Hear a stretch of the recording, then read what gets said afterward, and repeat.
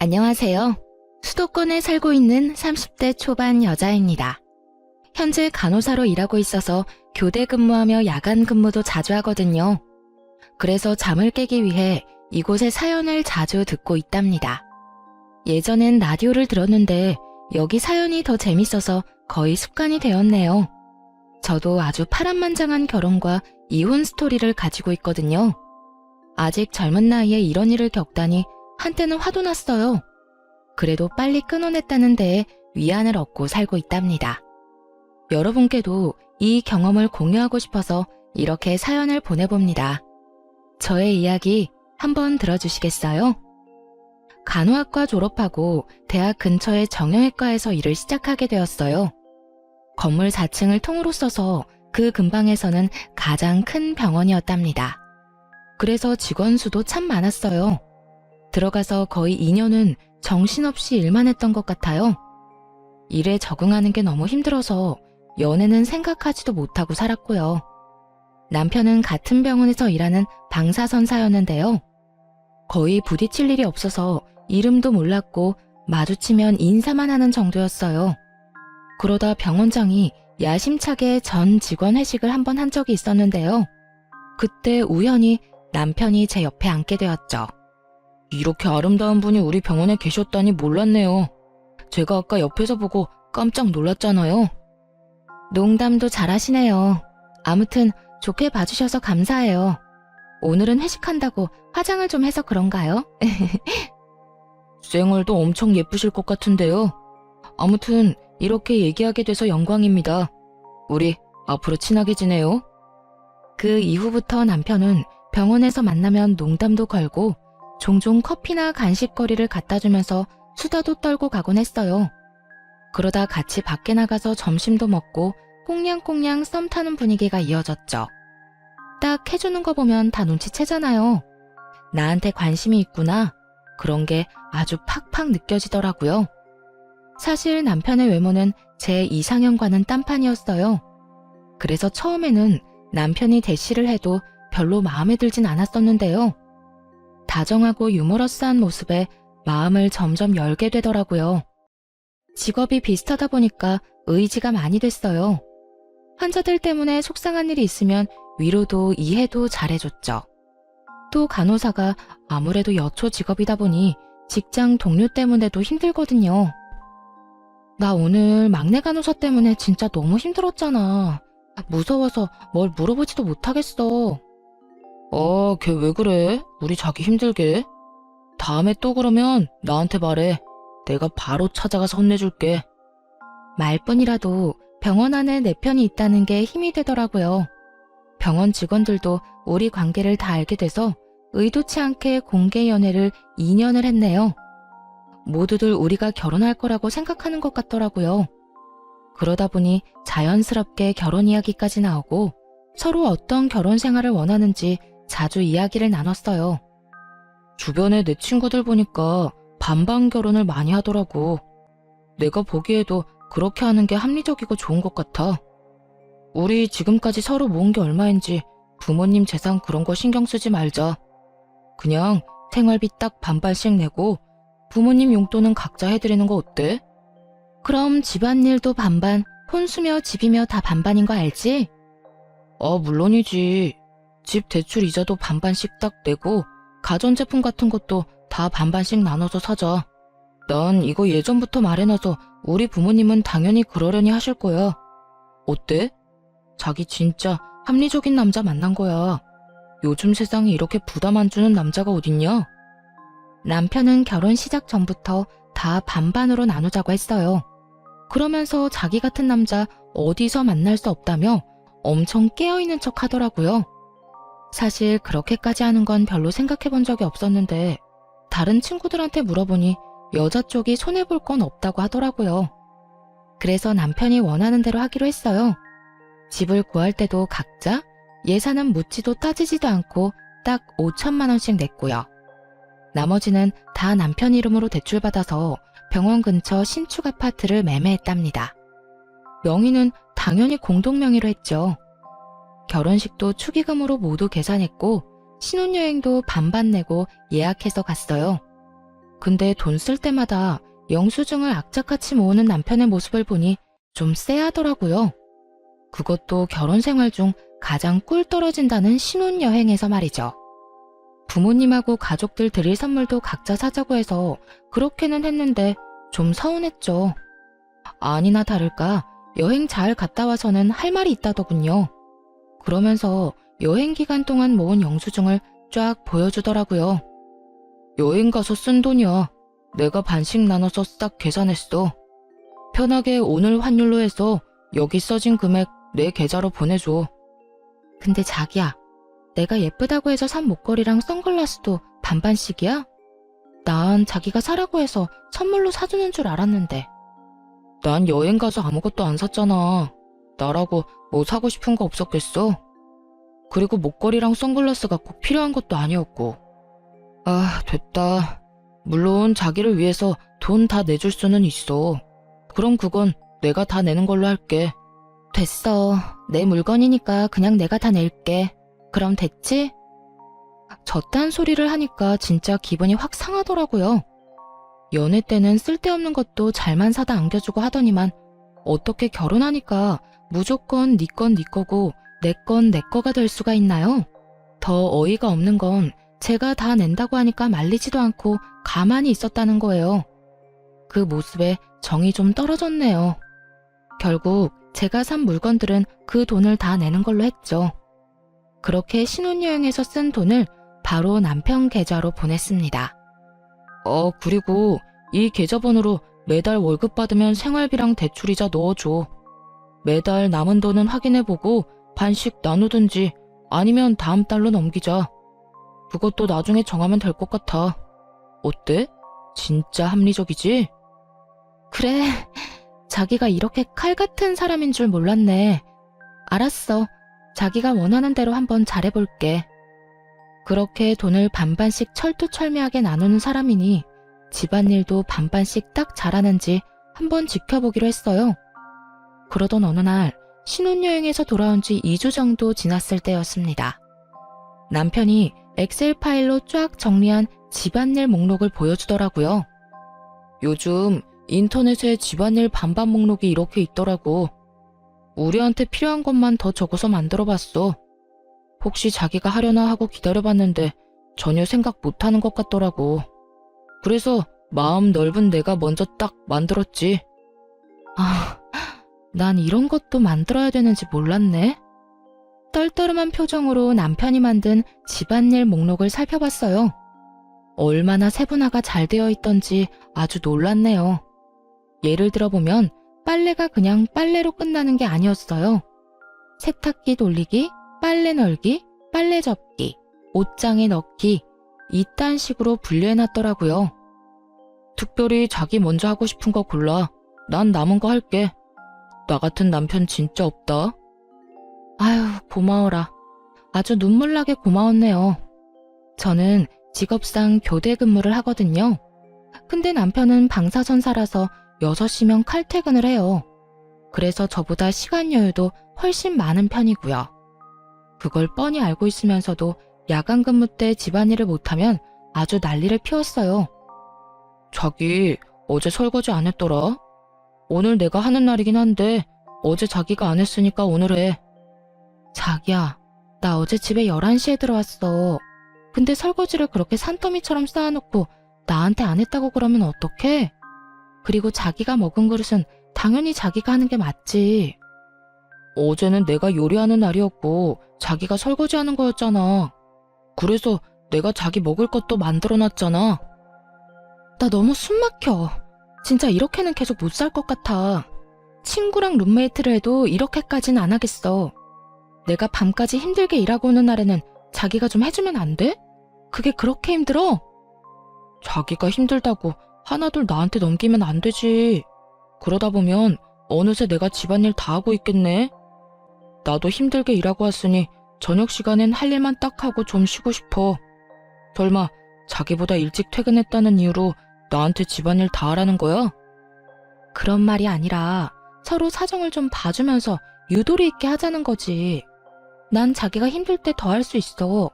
우리 사랑해서 결혼한 부부 아니야? 근데 무슨 군인이나 룸메이트보다 못한 사이 같아. 내가 너무 힘드니까 좀 도와달라는 거잖아. 자기가 이렇게 나올 줄 알았어. 그래서 내가 규칙까지 딱 만들어 놓은 거야. 나한테 슬슬 떠넘길까봐 나중에 딴 말 못하게. 한번 무너지기 시작하면 한도 끝도 없어지는 거 알지? 힘들어도 그냥 반반씩 하는 거 지켜줬으면 해. 아, 그래. 당신 마음 잘 알았어. 앞으로 어떻게 반만 딱 하는지 제대로 보여줄게. 매몰찬 남편의 태도에 얼마나 서운한지 눈물까지 나더라고요. 언젠가 이런 시의 구절을 본 적이 있어요. 내가 너를 위해 해줄 수 있는 건 대단한 게 아니고 아침에 일어나 말없이 해주는 설거지다. 사랑하는 사람과 함께 살면 그런 마음으로 배려하면서 살아야겠다고 생각했거든요. 그래서 오랫동안 마음속에 간직했던 구절이었는데 이렇게 남편이랑 설거지 하나로 피 터지게 싸울 줄은 몰랐네요. 결국 점점 마음의 문을 닫고 남편이랑 똑같이 행동하기 시작했답니다. 요리를 해도 딱 제 몫만 해서 먹었고요. 빨래도 제 것만 골라서 빨고 정리했어요. 하루는 감자탕이 너무 먹고 싶어서 퇴근길에 딱 1인분만 사와서 먹고 있었어요.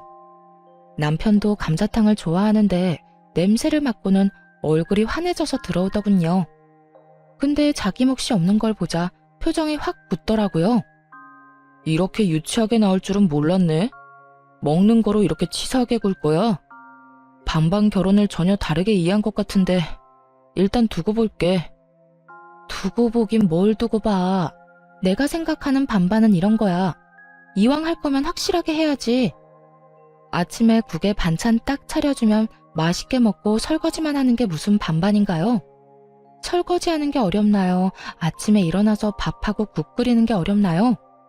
자기는 세탁기랑 건조기만 띡 돌리고 제가 다 개야 하는데 그게 반반인가요? 누구 한 명 양보하지 않으니 이렇게 찬바람 날리는 결혼 생활이 이어졌답니다. 야간 근무하고 집에 온 어느 날이었어요. 남편이 혼자 야식까지 신나 시켜 먹고는 설거지를 해놨더라고요. 그게 뭐가 문제냐고요? 정말 웃긴 게 뭔지 아시나요? 제가 아침에 사용한 물컵 한 개만 싱크대에 덩그러니 남아있었다는 거예요. 그걸 딱 보니까 지금 결혼 생활의 현수소 같다고나 할까요? 현타가 딱 찾아오더라고요. 저 인간은 컵 한 개를 설거지해줄 만큼 날 위해주지도 아껴주지도 않는구나. 그런 진실이 눈앞에 확 보였어요.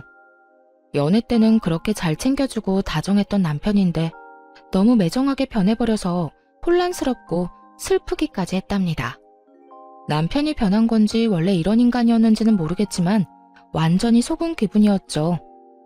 결혼한 지 얼마 안 되어 이렇게 사이가 틀어졌는데 친정엄마 생신이 다가왔어요. 지금까지 남편이 한 걸 보면 당연히 네 엄마니까 네가 준비하라고 할 것 같더군요. 그래서 같이 뭐 하자고 얘기조차 안 꺼냈습니다. 혼자서 엄마 드리려고 케이크 주문 제작해놓고 용돈 봉투도 준비하고 엄마가 한번 드시고 싶다던 오마카세도 예약했어요. 당일 어디 가는지 말 안 하고 남편을 식당으로 데려갔죠. 사이 안 좋다고 남편이랑 같이 안 가면 부모님이 걱정하실 것 같아서요. 와, 여기 엄청 비싼 오마카세 아니야?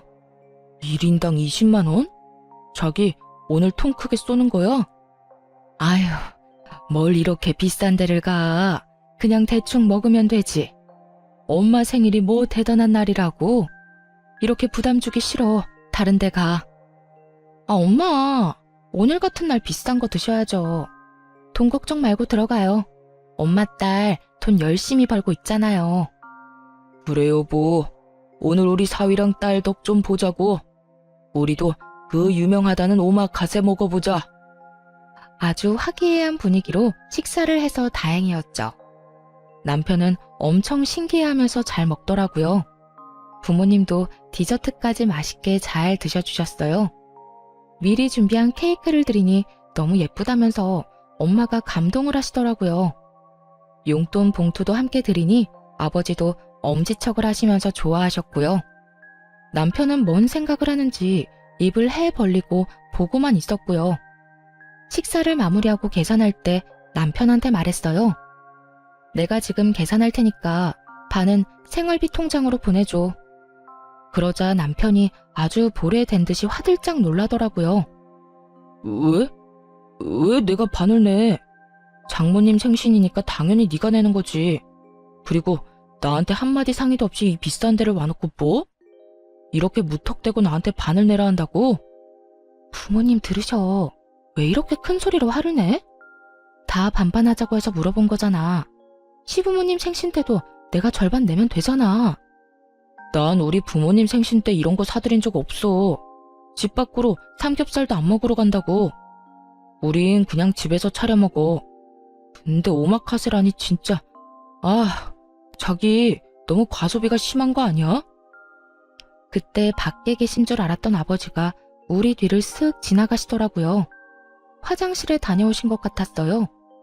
얘기를 다 들으셨을 거라 생각하니 너무 민망하고 부끄러워서 얼굴이 벌개졌죠. 너무 열받아서 머리까지 아프더라고요. 그럼 자기가 먹은 건 자기가 계산해. 결국 부모님과 제 비용만 계산했어요. 그러자 옆에서 아주 침까지 튀기면서 난리를 치더라고요. 내가 여기 오고 싶어서 왔어? 어딘지도 모르는데 당신이 끌고 온 거잖아. 그래놓고 나한테 20만 원을 내라고?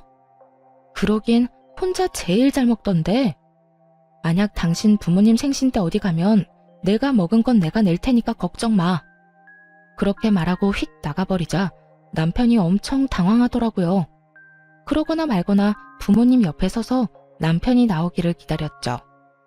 부모님이 냉랭한 분위기를 느끼셨는지 계속 제 눈치를 보시는데 더 짜증이 났어요. 결국 남편이 자기 몫을 계산하고 거칠게 문을 팍 열고 나오더라고요. 차마 부모님 앞에서 화는 못 내니까 아주 그냥 썩은 얼굴을 하고 있었어요. 당연히 저 역시 기분이 좋을 리가 없죠. 도저히 웃는 얼굴로 있을 수가 없더라고요. 결국 약속이 있다며 서둘러 부모님을 집에 데려다 드렸어요. 집에 오는 내내 얼마나 구시렁대던지 진짜 남편 입을 틀어막고 싶었죠. 내가 먹고 싶어서 먹었어? 당연히 앞에 나온 음식을 남기면 안 되니까 먹은 거지. 근데 나한테 다짜고짜 20만 원을 내라니 진짜 이건 아니지 않아? 우리 부모님 앞에서 태도가 그게 뭐야? 우리 눈치 보시느라 생신날 마음 불편하게 만들고 나 진짜 속상해. 내가 다 내달라고 한 것도 아니잖아. 이런 날 기분 좋게 반 내줄 순 없는 거야? 다른 사람들한테 좀 물어봐.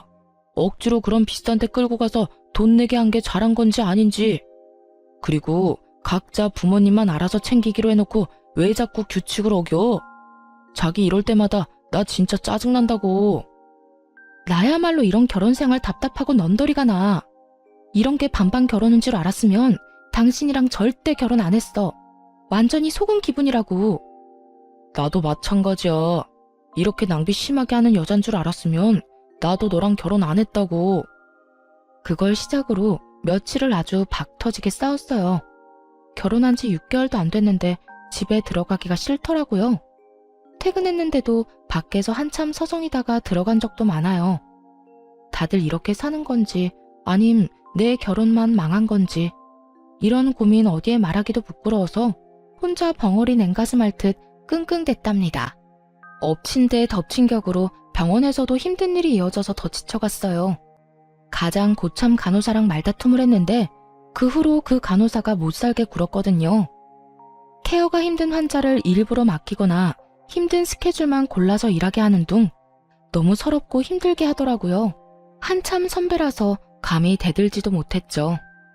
여러분도 뉴스에서 가끔 들어보신 적 있을 거예요. 몇몇 간호사들 사이에 태움 문화라고 감정적으로 진짜 힘들게 하거든요. 신입 간호사 시절에는 이것 때문에 한 달 중 20일은 화장실에서 울었어요. 경력이 쌓이면서 좀 나아졌나 했더니 이 나이에 다시 괴롭힘 당할 줄은 몰랐네요. 요즘 병원에서 너무 힘들어. 나 지금 수간호사랑 사이 안 좋은 거 자기도 알지? 다른 애들까지 다 선동해서 나랑 말도 못하게 하더라.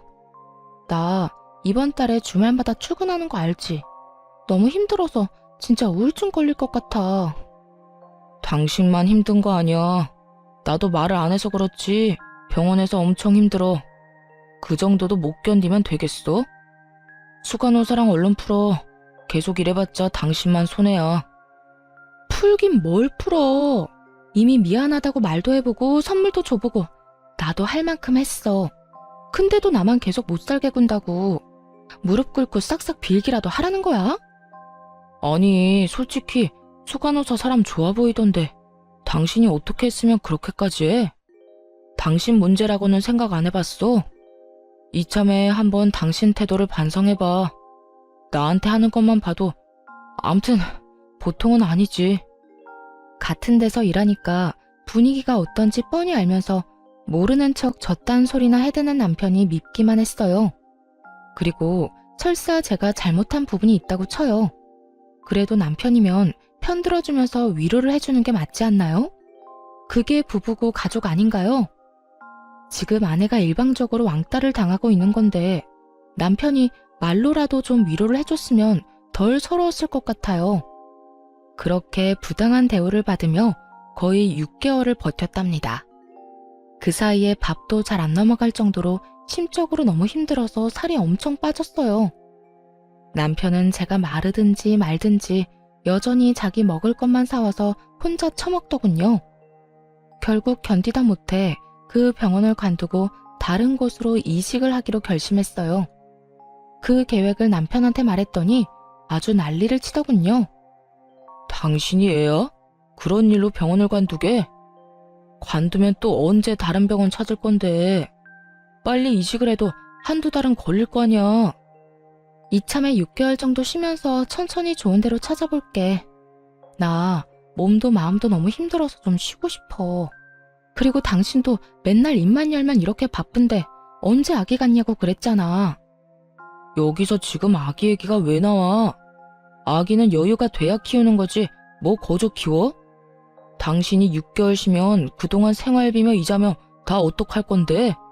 설마 나한테 다 내라고 하는 건 아니지? 역시나 그놈의 돈 얘기가 나올 줄 알았어요. 하지만 이미 다 생각해둔 게 있었죠. 걱정하지 마. 내가 다달이 내야 하는 생활비랑 이자는 꼭 줄 거니까. 당신이야말로 내가 집에 있는다고 집안일 더 시킬 생각이나 하지 마. 내 걱정은 말고 당신이나 확실히 해. 그것만 잘 지킨다면야 당신이 이직하는 건 반대하지 않을게. 그래도 명심해. 난 외벌이 가장 될 생각은 전혀 없어. 다음 직장 빨리 새로 구하는 게 좋을 거야. 나한테 피해줄 생각은 절대 하지 마. 남편이란 인간이 피해라도 입을까봐 전전긍긍하고 계산하는 꼬락선이라니. 진짜 오만정이 떨어졌답니다. 힘드니까 그만두라든지 그동안 고생 많았다든지 그런 소리는 못해줄 망정 말이에요. 지긋지긋했던 병원을 그만두니까 점점 안정이 되고 몸도 정상으로 돌아오더라고요. 이 와중에도 남편한테 책 잡히기 싫어서 돈은 아주 제 날짜에 다 보내줬거든요. 그래도 자기는 출근하고 저는 집에서 노니까 아주 배알이 꼬였나 보더라고요.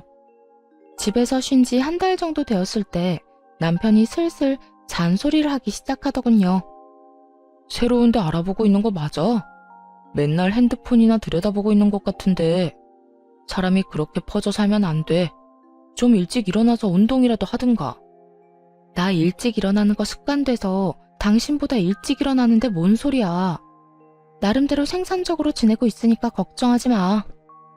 그렇게 빈둥대면서 지내지 말고 생산적으로 살아. 집에 있으니까 청소 좀 하든지 화분을 정리하든지. 아니 힘들게 일하고 온 남편을 위해서 특별 요리를 준비해보겠다는 생각은 안 해? 어디 보자. 오늘이 수요일이니까 내가 빨래 건조기 돌리는 것까지 하네. 그리고 안방 화장실 청소하면 되고 밥은 나 혼자 해먹으면 되니까 그래 설거지는 내가 그냥 다 할게. 됐지? 참나. 당신 혼자 먹는데 당연히 당신이 설거지를 해야지. 그리고 집에서 하루 종일 놀면서 좀 더 일할 수도 있는 거 아니야? 예전과는 상황이 달라졌잖아. 당신 왜 그렇게 점점 야박하게 굴어? 무슨 소리야. 오늘 당신이 저녁 설거지 하는 날이잖아. 내가 특별히 다 한다는데 오히려 고맙다고 해야 되는 거 아니야? 우리가 이렇게 산 게 하루 이틀도 아닌데 왜 뜬금없이 서운하대? 그리고 왜 갑자기 나한테 밥을 해달라는 거야? 자기가 그런 소리 하니까 너무 이상하다.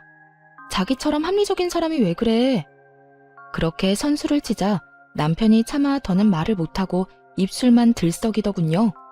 그러다가 휙 찌려보고는 출근하더라고요. 그 꼴을 보고 고소하다 싶었죠.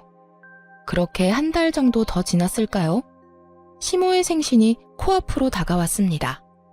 뭐 그러거나 말거나 어차피 할 건 아무것도 없으니 상관도 하지 않고 있었어요. 근데 생신까지 일주일 정도 남은 날 시모가 전화를 하더라고요. 집에서 논다면서 어쩜 안부 전화 한 통이 없어? 이번 주 주말에 뭐 어떡할 거니? 네? 이번 주에 왜요? 어디 가시는 거예요?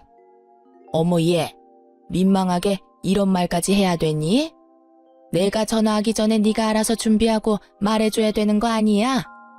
일주일 후에 내 생일인 거 창진이가 말 안 해? 며느리인 네가 집에서 생일상을 차려줄 건지 아니면 나가서 먹을 건지 알려줘야지. 아, 곧 어머니 생신인 거 당연히 알죠. 그건 창진 씨가 다 준비한다고 걱정 말라고 하더라고요. 그래서 저도 어떻게 준비가 돼가는지 모르겠네요. 서프라이즈로 어머님 놀라게 하려고 그러나 봐요. 어머, 그래? 한 번도 지 엄마 생일 챙기지도 않더니 결혼하고 나서 효자 됐나 보네. 알았다. 그럼 창진이한테 물어보마. 남편은 곧 자기 엄마 생신인 줄도 모를걸요. 시모의 전화를 받았는지 남편이 퇴근하고 오면서 씩씩 숨을 쉬며 화를 내더라고요. 당신 우리 엄마한테 내가 생신 준비한다고 그랬어? 왜 그런 말을 해서 엄마 기대하게 만들어? 어머님이 나한테 뭘 준비했냐고 물어보시는데 그럼 뭐라고 대답을 해? 당신 어머니니까 당연히 당신이 준비하는 거잖아.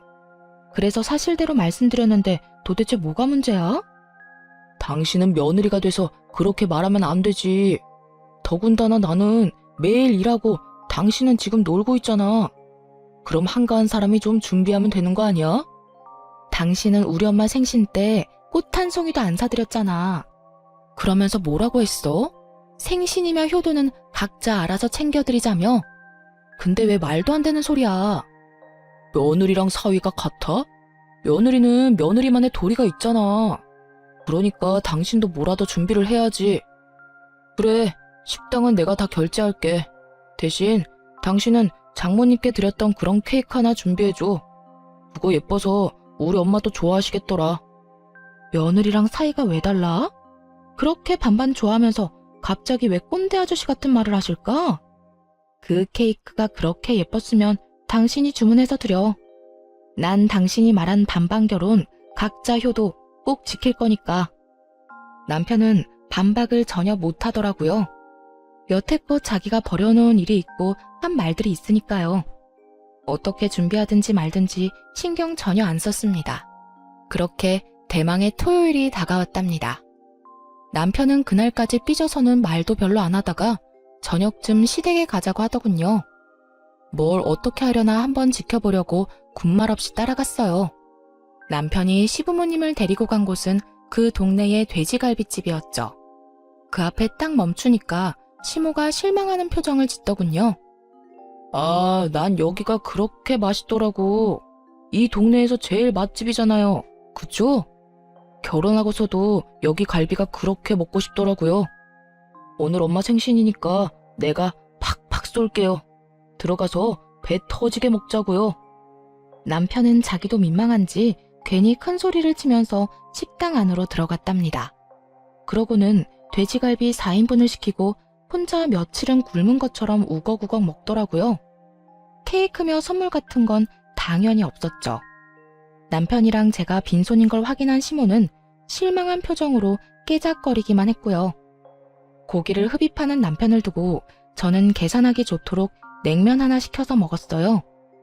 아니 새아가, 너는 왜 고기를 안 먹니? 좀 먹어라. 돼지고기 싫어하냐? 아, 전 냉면만 먹으면 돼요. 저 신경 쓰지 마시고 많이 드세요. 아, 괜찮아.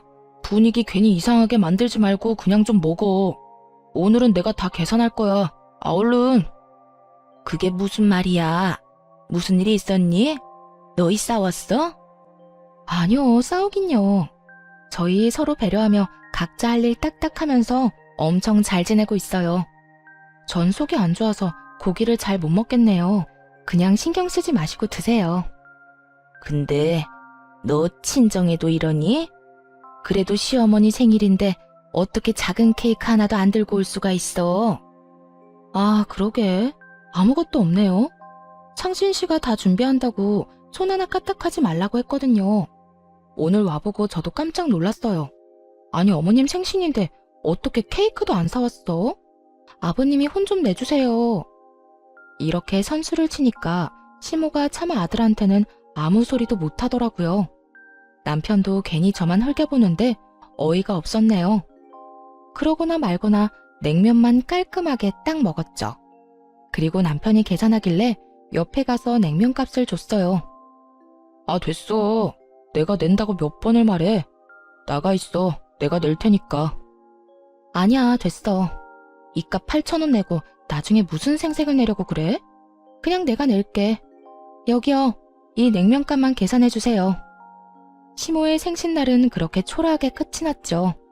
나중에 남편이 시모한테 따로 용돈을 줬는지는 모르겠지만요. 그 다음 달에 드디어 이직에 성공했답니다. 근데 병원이 다른 도시에 있어서 출퇴근하려면 왕복 5시간은 걸렸어요. 하지만 수간호사로 가는 거였고 연봉도 훨씬 높았기에 절대 포기할 수 없었죠. 그 사실을 말하자 남편이 화를 내더라고요. 아니, 애초에 이 동네 근처 병원을 찾았어야지. 다른 도시에서 일자리를 찾으면 어떡해? 어떻게 출퇴근을 하려고? 그냥 여기 근처로 다시 알아봐. 근데 아무리 생각해도 너무 좋은 기회야. 연봉이 거의 2배가 됐고 수간호사로 직급도 높아진다니까. 진짜 미안한데 우선은 내가 그쪽에다가 작은 원룸 얻어서 지내보면 어떨까? 미안하니까 생활비도 10만 원씩 더 낼게. 진짜? 생활비 더 낸다고? 뭐 연봉이 2배라니까 좀 아깝긴 하네.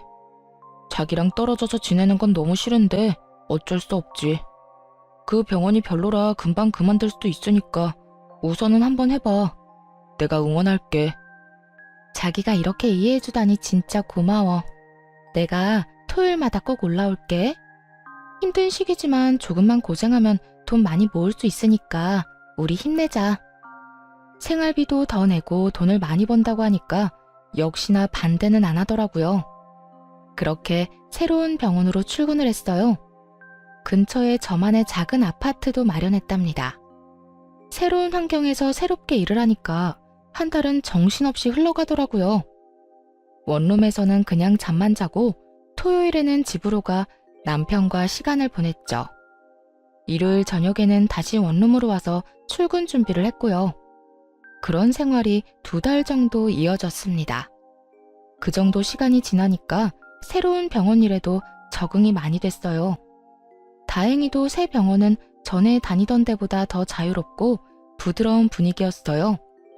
더군다나 수간호사로 간 거였기 때문에 좀 더 편한 분위기를 만들려고 노력했죠. 전에 다니던 곳처럼 한 사람을 따돌리고 괴롭히는 짓에 넌더리가 났거든요. 알 거 다 아는 다 큰 성인들이 무슨 고등학생 일진도 아니고요. 그러다 보니 다른 간호사들과 직원들이 좋아해주고 점점 따르는 게 보이더라고요. 병원에서 인정받으니 일도 더욱 즐겁고 더 잘해야겠다는 욕심이 생겼답니다. 일이 안정되었으니 이제는 인생도 제대로 돌려놔야겠다는 생각이 들었죠. 그래서 남편한테 전화를 했어요. 미안한데 이번 주 토요일에는 못 갈 것 같아. 갑자기 당직 설 일이 생겼어. 다음 주에 내가 가서 맛있는 거 사줄게. 괜찮아? 그래? 그럼 괜찮지. 주말까지 일하느라 자기가 더 힘들겠다. 나 걱정하지 말고 푹 쉬고 다음 주에 봐. 이해해줘서 고마워.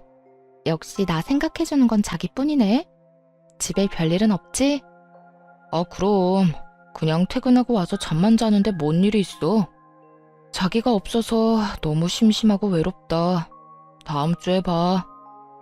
아마도 눈치가 빠른 분이시라면 이 다음 일을 이미 알아채셨을 거예요. 맞아요.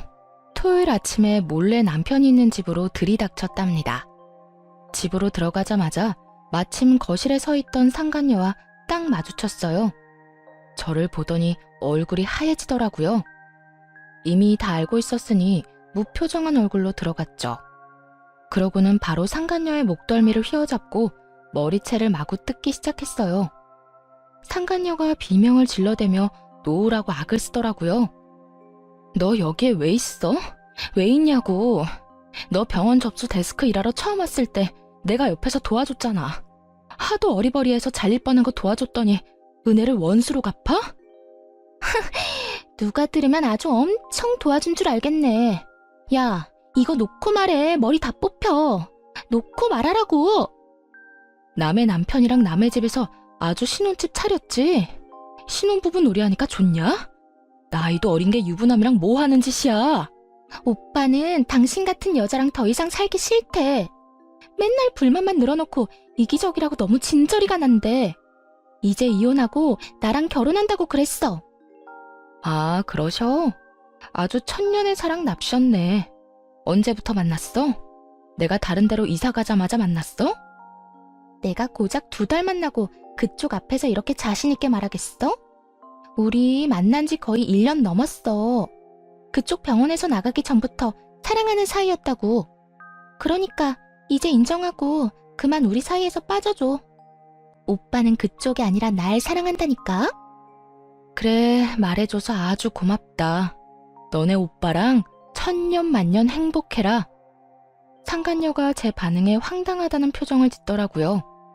그때 밖에서 뭘 사왔는지 봉지 하나 덜렁 들고 남편 놈이 들어왔어요. 당연히 그대로 얼어붙은 듯 서버렸죠. 그 와중에도 상황 판단을 하고 있더라고요. 누나를 굴려서 바닥에 엎드러져 있는 상간녀와 저를 번갈아 바쁘게 보면서요. 바로 다가가서 남편의 뺨을 수차례 갈겨버렸어요. 남편의 몸이 돌아가다 못해 바닥으로 철퍼덕 쓰러졌죠. 그제야 남편 놈은 얼른 무릎을 꿇고 손을 싹싹 비비면서 빌기 시작하더군요. 여보, 이거 다 오해야. 아니, 내가 죽을 죄를 졌어. 당신이 옆에 없으니까 너무 외롭고 허전하더라고. 근데 제가 자꾸 꼬리를 쳐서 내가 그냥 넘어가 버렸어. 뭐? 오빠, 그게 무슨 말이야. 우리 만난 지가 1년인데 내가 꼬리를 쳤다고? 오빠가 회식 때 나 먼저 꼬셨잖아. 저 여자랑 이혼하고 나랑 결혼한다며. 지금 사랑하는 건 나밖에 없다며. 야, 시끄러워. 조용히 해. 너 지금 상황 판단이 안 돼? 조용히 입 닫고 있어. 남편이 살벌하게 상간녀를 노려보자 겁먹은 강아지 새끼처럼 조용해지더라고요. 외로워서 넘어가? 이 파렴치 아닌가나. 너는 내가 이혼 소장 보낼 테니까 소송이나 준비해. 나는 합의 이혼 이런 거 할 생각 전혀 없어. 무조건 네 주머니에서 어마어마한 돈 끄집어낼 거야. 거기다 당연히 나한테 위자료도 주고 재산 분할도 해야겠지? 여보, 이혼이라니. 난 절대 이혼 못해. 내가 당신한테 상처 준 거는 어떻게든 벌 받을게. 얌전히 대가 치르고 당신이 하라는 대로 할게. 그렇게 좋아하는 반반 나누기 이번에는 못할 것 같은데 어쩌니? 아무래도 내가 네 돈을 더 많이 가져갈 것 같은데. 네가 싸질러 놓은 똥 네가 처리하는 거니까 너무 억울해하지는 말고 우리 법정에서 보자. 그렇게만 말하고 유유히 그 집구석에서 나왔답니다. 문 뒤에서 남편놈이 악쓰는 소리와 물건 부서지는 소리가 들리더라고요. 사실 이직하기 전부터 남편놈이 바람을 피우고 있다는 걸 알고 있었어요. 가뜩이나 수간호사 때문에 힘들어 죽겠는 상황이었는데 동료 간호사가 이런 말을 했거든요. 내가 이 말 해야 되나 진짜 고민 많이 했는데 그 데스크에 민지 씨 있잖아. 자기 남편이랑 밖에서 같이 커피 마시는 거 몇 번 봤거든? 아휴, 말하는 게 잘하는 짓인지 모르겠다. 뭔데요? 둘이서 커피 마신 게 다예요? 알고 있는 거 다 말해줘요, 언니. 그럴 수 있다고 넘기려고 했는데 어젠 글쎄 팔짱을 끼고 있더라고. 내가 보다가 도저히 안 되겠어서 말하는 거야. 이 말을 듣는데 진짜 너무 화가 나면서도 수치스럽더라고요. 얼마나 나를 우습게 봤으면 다른 직원들이 보는데 팔짱을 끼고 시시덕거렸을까? 그것도 공개 연이나 다름없이 연애하다가 결혼까지 해놓고 사실을 알고 나니 눈에서 불꽃이 튀더라고요. 그때부터 두 연놈을 지켜보면서 증거를 모으기 시작했답니다. 남편 블랙박스를 확인해보니 역시나 상간녀는 데스크 직원 맞더라고요. 일을 도와줄 때 들었던 목소리가 똑같았어요. 남편 놈이 잘 때 핸드폰도 봤는데 다 삭제한 건지 증거될 만한 건 찾지 못했어요. 근데 어느 날 남편이 화장실에 들어갔다 한참 후에 나오는데 좀 쎄하더라고요. 그래서 몰래 화장실을 뒤져봤더니 역시나 수건들 뒤쪽에 세컨폰을 숨겨놨더라고요. 못 찾을 거라 생각했는지 비밀번호도 안 걸어두었고요. 그 덕분에 증거를 쉽게 찾을 수 있었죠. 둘이 아주 딱 달라붙어서 찍은 사진이 넘쳐나더군요. 더 화가 나는 건 뭔지 아세요? 남편이 상간녀와는 풀빌라며 호텔이며 비싼 데는 다 다녔다는 거예요. 저한테는 그렇게 반반씩 하자 노래하며 커피 한 잔 사는 것도 아까워하던 인간이요. 심지어 상간녀 생일엔 명품 지갑까지 사다 바쳤더라고요. 제 생일에는 어땠냐고요? 당연히 케이크 하나 안 사왔죠. 둘이 주고받은 메시지도 아주 가관이었습니다. 오빠, 오늘 호텔 망고빙수 사줘서 너무 고마워. 나 진짜 먹어보고 싶었어. 역시 우리 오빠가 최고야. 우리 애기한테 그 정도도 못 사줘? 애기 친구들이 자랑하면 오빠한테 또 말해. 오빠가 애기 원하는 거 다 사줄 테니까 걱정 마.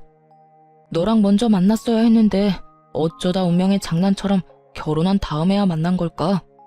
진짜 하늘이 원망스럽다. 오빠, 난 기다릴 수 있어. 우리 사랑만 흔들리지 않으면 다 이겨낼 거야. 그 아줌마 빨리 병원에서 좀 나갔으면 좋겠어. 내가 수간호사한테 오늘도 이간질 좀 했거든? 효과가 빨리 나타나야 될 텐데. 전에 병원에서 그렇게 힘들었는데 그 원인이 바로 상간녀의 이간질이었어요. 아무것도 모르는 착한 얼굴을 하고선 수간호사와 저를 이간질했던 거예요. 진짜 이 사실을 알고 바로 상간녀 머리채 잡으러 달려갈 뻔했네요. 하지만 더 큰 복수를 위해 우선 참을인자를 가슴에 새기면서 때를 기다렸던 거죠. 그 후 일부러 다른 도시로만 병원을 알아봤고 좋은 조건으로 이직한 거예요. 그리고 제 명의로 소형 아파트도 매입했고요. 대출을 좀 받았지만 이혼하면 목돈이 들어올 거니까 상관없었죠. 그렇게 계획대로 주말 부부가 되어 남편에게 판을 깔아줬고 토요일마다 집에 와서 달라진 게 있는지 꼼꼼하게 살펴봤어요. 제가 평일 동안 집에 없으니 당연히 상간녀가 이 집에서 거의 살다시피 했겠죠. 근데 진짜 웃긴 게 뭔지 아시나요? 상간녀도 자기 존재를 너무 티내고 싶었나 보더라고요. 굳이 흔적으로 찾으려고 하지 않아도 여기저기 살펴보면 가관이었어요. 화장실 구석에 고무줄을 놓고 간다든지 서랍장에 옷을 흐트려 놓는다든지 정리해둔 주방도구 위치를 바꿔놓는다든지 일부러 그딴 짓을 했더라고요. 당연히 남편놈한테는 아무 말도 안 하고 다 사진으로 찍어서 증거로 남겨뒀답니다. 그리고 드디어 디데이. 집에 못 간다고 거짓말을 하고 들이닥친 거죠. 역시나 예상대로 상간녀가 딱 있었고요. 마지막 증거를 위해 녹음기를 켜고 집에 들어갔거든요. 상간녀가 머리채를 잡힌 채 남편놈이랑 바람 피운 얘기를 술술 늘어놓은 덕분에 고스란히 저한테 유리한 증거로 남길 수 있었네요. 그렇게 바로 이혼 소송에 들어갔답니다. 물론 상간녀 손해배상 청구도 같이 했죠. 하지만 여기에서 끝내줄 수는 없겠죠. 앙큼하게 저의 직장 생활을 엉망으로 만든 게 바로 그 상간녀니까 말이죠. 큼직한 전지를 사서 두 연놈을 찍은 사진을 다 붙이고 둘이 바람 피웠다는 내용을 대문짝만하게 써서 잘 보이는 곳에 딱 붙여놨답니다. 어디에 붙였기는요? 제 전 직장이자 두 사람이 지금 일하고 있는 병원 문 앞이죠. 당연히 남편놈이 전화를 해서 난리를 피웠죠. 당신 이게 무슨 짓이야? 아니 내가 잘못을 했어도 직장에다가 이런 짓을 해? 지금 병원 난리 났다고. 게다가 민지는 임시직이어서 오늘 바로 잘렸어. 난 병원장이 지금 권고사직 말하고 있고. 아무리 그래도 남의 밥줄까지 끊으면 어떡해? 쫄쫄 굶고 살라는 거야? 나야말로 너 같은 쫌생이 쪼다 만나서 인생 말아먹을 뻔했어. 나한텐 조각 케이크 하나 안 사준 주제에 걔한텐 아주 별것 다 사줬더라. 꼴에 신혼여행 때도 안 간 풀빌라까지 갔던데. 이참에 둘이 행복하게 사셔. 아, 걔한텐 반반 노래 좀 하지 마라. 당장 도망간다. 야, 너 말 다 했어? 내가 바람 피운 건 잘못했다 쳐. 그렇다고 남의 직장에다 이게 뭐하는 짓이야? 당장 와서 떼. 내가 왜? 그거 내가 붙인 거니까 그대로 놔둬. 내 허락 없이 떼기만 해봐. 기물 파손죄로 신고해버릴 거니까. 이 파렴치한 인간아. 바람 피운 주제에 뭐가 그렇게 당당해? 내가 정말 어이가 없어서. 네 잘못들은 네가 제일 좋아하는 돈으로 갚게 될 거야, 이 못된 인간아. 그 전화를 마지막으로 다시는 전 남편 놈의 연락을 받아주지 않았습니다.